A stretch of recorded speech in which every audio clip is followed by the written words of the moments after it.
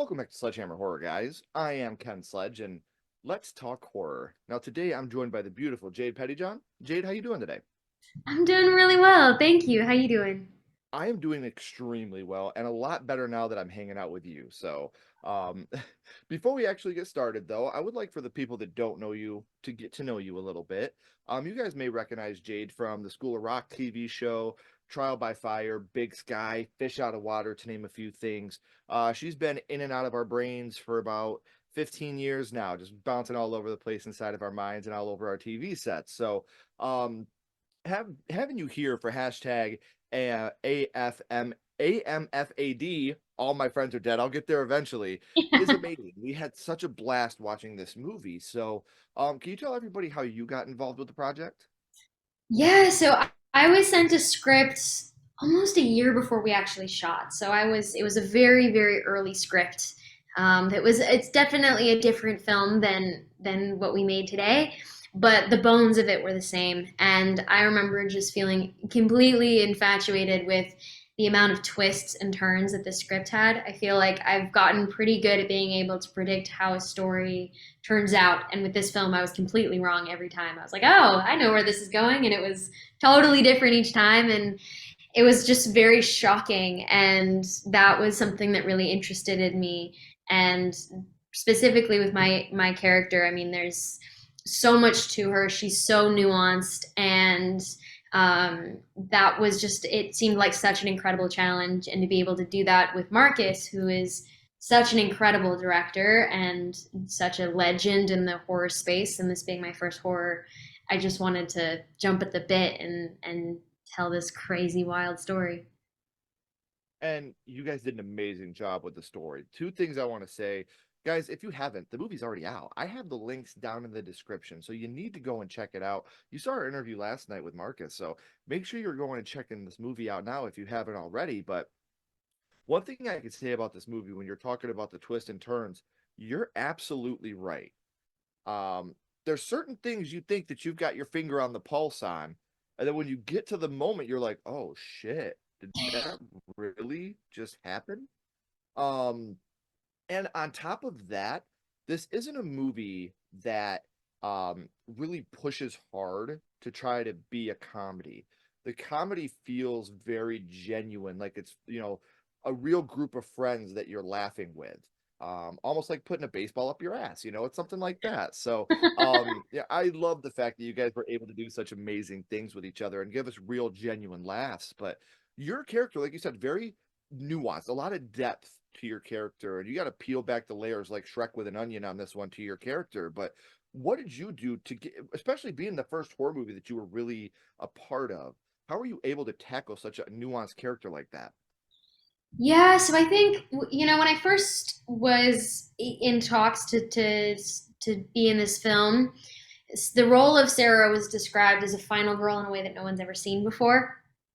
And I felt like that was such an interesting way of putting it. So part of the research was really just watching a lot of great horror films. I'm a huge fan of the genre, but going back and watching Scream and what makes a great final girl and things like that, and then putting my own twist in it. As far as like the nuances of this character, for me, what was really important was there's so much that goes on in this film, and you get put on a wild journey. And in the beginning, first and second act, you see Sarah as a certain kind of person, and then she's put in crazy circumstances, and you see a completely different side of her, and you realize she's harboring a secret, just like everyone else is in this particular film. Everyone has a secret, and for me, I wanted to figure out what was the motivation or driving intention for this character and why she does the things that she does throughout the Mhm. film. Um, and it was really just about figuring that out, and then also just having discussions with Marcus about how are we going to create this tone and like come up with the vision that he really wants, because there's humor and there's heart and there's gore and shock, um, but it's all grounded and rooted in really love. That's really what motivates this whole thing. I've always said that the best horror movie is a drama that's wrapped up in fear. And that's what this is. This is for fans of, and there's so many different things I could pull here because you have elements of the Saw franchise. I would even say you got elements of Seven, you Scream, like you said. Um, Pretty Little Liars. You know, you have this element of all these things mixed into one, and these are all things that you're pulling the best parts of each one of these film franchises or TV shows. You're putting them in a blender, and you're coming up with this film. And the cast, the way that you guys all grooved with each other, it was just so amazing to see the chemistry that was there. And as somebody that's been a big fan of Marcus for a long time, with The Collector, The Collected, and some of the amazing things he's done, to be able to go in and make a film like this with you guys, and you guys really outshine in every single light. Because for somebody that's been in the genre for a long time, you kind of get the idea of the movie and you're like, okay, this is going to be one of those Scream knockoffs. Yeah. You guys took what people would think is a Scream knockoff and you literally knocked it out of the park. They threw a curveball and you guys swung and you knocked it right out of the park. And my wife and I, she was supposed to be here tonight, she sends her apology she can't be here with us for this interview. We were at the end of this movie, literally had our jaws to the floor on the way that it transpired to the end. Because, like you said, you think at the beginning what's going on. And then when you find out what really happens, you're like, there's no way. There's no way that this just happened. So I do want to take a little bit of pause here, guys, because with Marcus, we showed you guys the trailer. Real quick, we do want to show you an exclusive clip from the upcoming, or from the now available hashtag AFMAD, All My Friends Are Dead.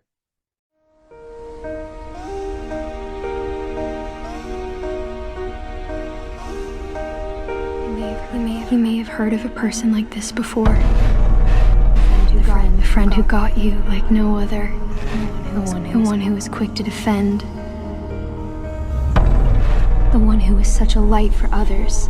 It was an honor when they shared their hurt and their fears. Made you feel special. And it was inevitable someone would be drawn to that light just to destroy it.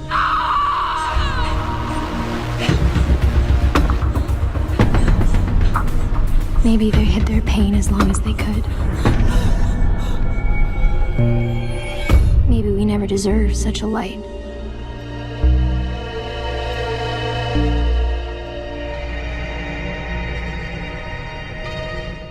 So now you guys have seen the exclusive clip, and by now, you better have watched hashtag AmFad, which I just learned is a much easier way to say that and not mess it up. So, Gotcha. so obviously, like I said, you guys you didn't have too much time to film this movie, from what I've understood. What was your experience like on set? We didn't have really any time at all, which was actually great. It adds to the stakes, which should be high when you're making a horror film with really high Yeah. stakes. But what we were really lucky on was we were able to film it primarily in chronological order, which I'd never had before, which was so great. So it's like we were experiencing this story in real time, which made it a lot easier to represent the arcs of particularly of Sarah, but really the whole cast. And it was just such a great experience. I mean, it was wild. We definitely, all of us, put everything that we had into this project, and we didn't have a lot of time or resources, but we had passion, and that was really the thing that drove all of us. And we had Marcus as such a great, wonderful, fearless leader to get us through it. And it was just so great, and we really just lucked out in a number of areas. I mean, you talked about the chemistry that the cast has, and that was so, we were all just so lucky. I mean, we met each other all on the first day. Now, we didn't have any rehearsals or time to see each other beforehand, and we just instantly hit it off, and it felt very lived in and very real. And yeah, the whole experience was just wonderful. And that to me makes it even more special, because you can tell what I love, especially about indie horror, is you're doing it for a passion. You're not doing this hoping to be like the Avengers and making $500 million. Definitely Like, not. this is something you're doing as a passion project, and that comes through in the final product, because we see that this is something that you loved to do. This is something you wanted to be a part of. This was a work of art that you're going to have as a feather in your cap for the rest of your life. Like I said, you're not paying your bills on this one. You're not coming out and revealing your Doctor Doom mask to see that you're making another $50 million. This is something that you guys are doing because it's a passion, and you have the drive and determination to make an amazing film, and that is what you guys have done. So, Jade, I'm so grateful to have had this time to spend with you and be able to talk about this movie and what this movie means to you and express to you what this movie meant to us. But before I let you go, what can we expect for the people that haven't seen the film? If you had to give a 30-second non-spoiler synopsis of the film, what would you say the expectation should be? Okay, well, expect the unexpected, and even that you will still be surprised, I think. Mhm. But really, I mean, this film follows, a group of college friends who go to this music festival, this road trip to go to this music festival. It gets derailed, and they each are getting killed off by their seven deadly sins. But it really explores the interpersonal relationships of a group of friends that are harboring a secret. And it also reflects the sort of dark underbelly of social media and the effect that that has on an individual and how they see the world and a warped reality, and how that just can create damage, and all doing it in a really fun poppy horror slasher film. So Come that's on, all. guys. Please like my video. I need this right now, please. Yeah. Um, so again, if you guys haven't seen the movie, I do have the links down in the description. So I have one last question for you, Jade, because the main thing we do over here at Sledgehammer Horror is we like to bring on guests and talk to them about the very first horror movie they ever watched, what got them started in horror. So while I got you here for a second, I would just like to know, do you remember what the first horror movie you ever watched was? The first horror movie I ever watched. Oh man, I watched a lot of movies at a young age that I probably was not allowed to see. So trying to figure out, like, I remember when I was, this isn't a horror, this is more a thriller, but I think I was like 7 and I watched Silence of the Lambs accidentally because I thought it was like about I lambs. still totally believe that's a horror movie. Yeah, okay, Like, so we'll say that then. Silence of yeah. the Lambs, I think, was the first one, and I did it so accidentally, thinking it was a completely different film, but I was fascinated by it and terrified by it, and loved feeling afraid by it, which was sort of a funny thing, even at a young age. Hmm. And then I think the next one that like got me into it was when I was a kid. I snuck into The Purge when the Purge franchise was coming Ooh. out, and that was really fun. And then I think the film that like really got me into being a nerd about horror film was Suspiria, because it was the original, because it was the first time where I felt like I could see horror and beauty kind of melding together. And Wow, a Giallo pick. I'm yeah, ecstatic. That's amazing. that's my favorite horror film. Like that's my That, favorite horror film of all time. what a beautiful film. I like front to Beautiful. back, the colors, everything about that film just makes you want to fall in love, not just with horror, but filmmaking. That's a film where you're like, how are you able to do something so transcendent and so Yes. beautiful?